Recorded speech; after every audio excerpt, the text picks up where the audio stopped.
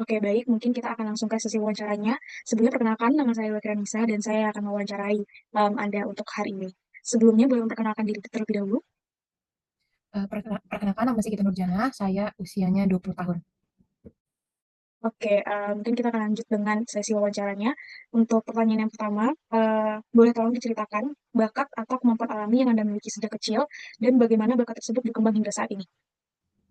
Baik, jadi sejak kecil tuh saya punya bakat, untuk, memahami orang lain terus, bisa dan mampu buat dengerin secara empatik. Jadi kayak misalkan teman-teman, sekolahan saya yang sekelas gitu ya punya masalah, terus mereka tuh sering datang ke saya buat kayak sekedar cerita atau kayak mencari saran doang.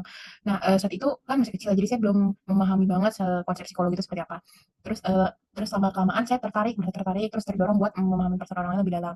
Seiring waktu minat ini tuh, berkembang menjadi ketertarikan akademis yang lebih serius. Nah, saya mulai baca buku-buku psikologi sejak SMA dan akhirnya mutusin buat ambil studi di bidang psikologi klinis. Terus jadi bakat alami saya tersebut diasah melalui pendidikan formal, pelatihan konseling, terus pengalaman praktik juga. Jadi bisa jadi landasan penting buat membangun hubungan dengan klien gitu sih.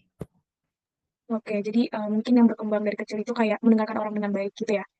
Oke, Ya, bagaimana Anda beradaptasi dengan budaya kerja yang berbeda dari latar belakang sosial Anda? nah saya itu dibesarkan di lingkungan keluarga yang menghargai pendidikan dan terbuka terhadap berbagai profesi. Jadi kayak gak ada anggota keluarga saya yang bekerja di bidang psikologi juga. Nah, namun mereka tuh selalu dukung pilihan saya selama kayak saya nunjukin komitmen sama kesungguhan. Jadi di sisi lain juga di lingkungan sosial tempat saya tumbuh tuh banyak ngadepin tantangan psikososial kayak kemiskinan, terus kurang akses terhadap pelayanan kesehatan mental.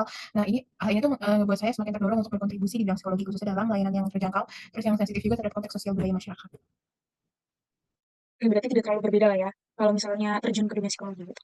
Oke, next, bagaimana pandangan masyarakat atau keluarga terhadap profesi yang kamu pilih, dan apakah hal tersebut mempengaruhi keputusanmu? Jadi awalnya tuh ada pandangan bahwa profesi psikolog tuh kurang menjanjikan secara finansial, kayak kurang atau bisa dibilang juga kurang populer dibandingkan profesi lain juga kan. Nah, tapi saya tetap teguh sama pilihan saya karena saya yakin dengan kontribusi jangka panjang yang bisa saya berikan.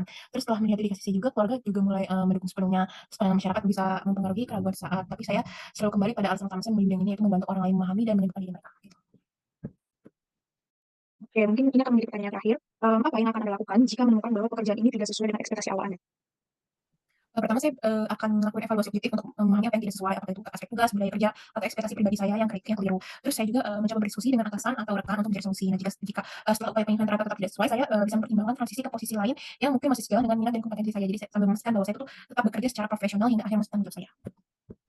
Oke, untuk jawabannya sudah sesuai dengan apa yang ditanyakan sebelumnya, dan pertanyaan ini juga menjadi pertanyaan terakhir, ya yang akan mengakhiri sesi wawancara kita pada hari ini.